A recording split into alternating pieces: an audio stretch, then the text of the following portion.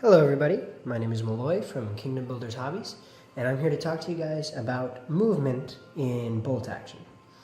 Now, unlike other games where you have a movement phase followed by a shooting phase and so on and so forth, bolt action actually does everything via its order dice.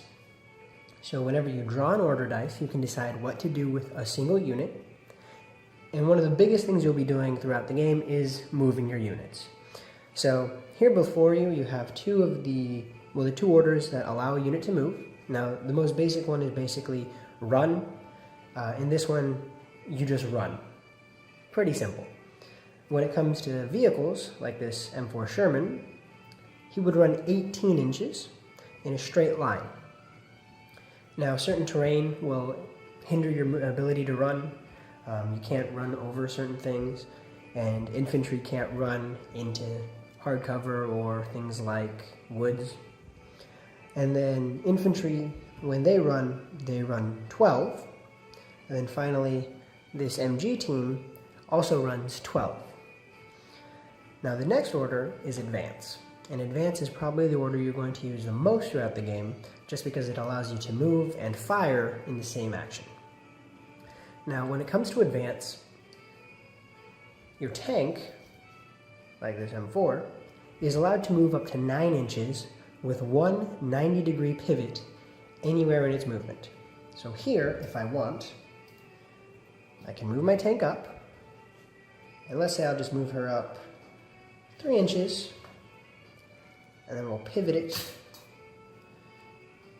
and move it the remaining 6, putting it right there. Now infantry can actually only move 6 inches. But they can just kind of do this. Wherever they want to go, they can go. Now infantry, since they're going to be in squads, have to remain in cohesion and cannot end their movement anywhere within 1 inch of a friendly unit or enemy unit. If you are charging an enemy unit, that is when you can end your move, breaking the 1 inch rule, but under normal circumstances you can't. Finally, when it comes to teams, like our 30 cal over here, the advance order doesn't actually make him move anywhere. Because it's a fixed weapon, it has a certain firing arc, which is covered in 90 degrees like that. Now obviously, if we put a German over here, he's outside of the MG's firing arc. But if you gave the MG an advance order, you can pivot the MG to fire at the German. Which seems like a bit of overkill, but yeah, he's got an MG too, so that's fine. Now, whenever it comes to advancing, most armies will take a penalty for moving and shooting. The beauty of the Americans is that due to their special rule of fire and maneuver, you don't take a penalty. So you can advance with impunity and not feel any sort of penalties for doing so. That being said, things like your 30 cal and your tank do take a penalty when they move. If the 30 cal advances, which is its pivot, it will take the -1 to hit, and all except for veteran Shermans or veteran tanks with gyro stabilizers will also take the -1 to hit.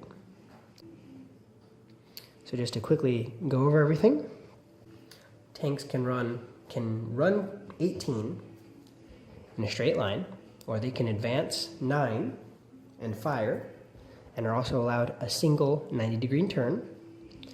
Infantry can run 12 or advance 6, and teams, when they advance, only pivot into their place or can run 12. Alrighty guys, that was a quick look at movement within bolt action.